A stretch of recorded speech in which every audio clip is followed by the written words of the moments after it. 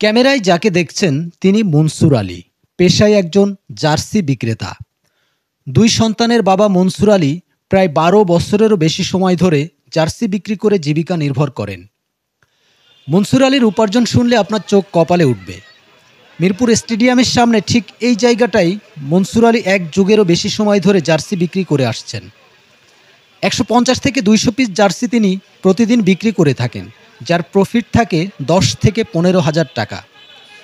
প্রতি piece jersey তিনি ২০০ থেকে ৩০০ টাকায় বিক্রি করেন। মনসুর আলী জানান, চলতি বিপিএলের সবচেয়ে রংপুর ও বরিশালের জার্সি বেশি বিক্রয় হচ্ছে। মনসুর আলী ছাড়াও স্টেডিয়ামের সামনে আরও অনেকে জার্সি, ক্যাপ, পতাকা সহ খেলাধুলার এই সামগ্রীগুলো বিক্রি করে থাকে। বেচা বিক্রি কেমন? মোটামুটি ভালো, আলহামদুলিল্লাহ। বরিশাল, রংপুর, সবচেয়ে বরিশালের মাল বিক্রি করছে বেশি। বরিশালের সাপোর্টটা আর বেশি, এই জন্য বরিশালের মাল বেশি চলে। কোন দলের জার্সি নিচ্ছেন? রংপুরের। ইনশাল্লাহ ভালো, ইনশাল্লাহ। আমার বাসা বরিশাল, রংপুর চলে। ওটা যেদিন ওই দলের খেলা ভালো চলে, যেদিন হিট দলের খেলা থাকে ওদিন ওইটা বেশি চলে। বরিশালটা সর্বোচ্চ, তা ২৫০ থেকে শুরু করে ৩৫০ টাকা এরকম প্রাইস।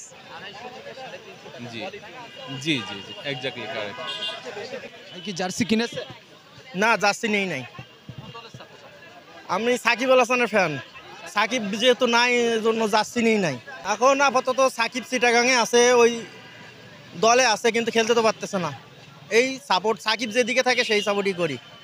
সাকিব আল হাসানকে পছন্দ করার তো কারণে শেষ নাই। সে হলো বাংলাদেশের রত্ন। সাকিব আল হাসান মানে ক্রিকেট, এটা তো খুবই খারাপ লাগার একটা বিষয়। এটা বাংলাদেশ ক্রিকেট বোর্ডের ব্যর্থতা যে সাকিবরে খেলতে দিচ্ছে না। আলহামদুলিল্লাহ ভালোই লাগছে, অল্প রানে টার্গেট দিছে। আমরা খুব ভালো একটা খেলা খেলছি, অল্প তাড়াতাড়ি, মানে এমন কোনো চাপে পড়ি নাই, আমরা নির্ভয়ে খেলে আইছি। এই ব্যাপারটা আমার কাছে অনেক ভালো লাগছে, এই জন্য আমি এই যে ফরচুন বরিশাল তামিম, জি জি, তামিম, মুশফিক, রিয়াদ, তিনজন। জি ইনশাল্লাহ আমরা শিরোপা এবারে চ্যাম্পিয়ন হব।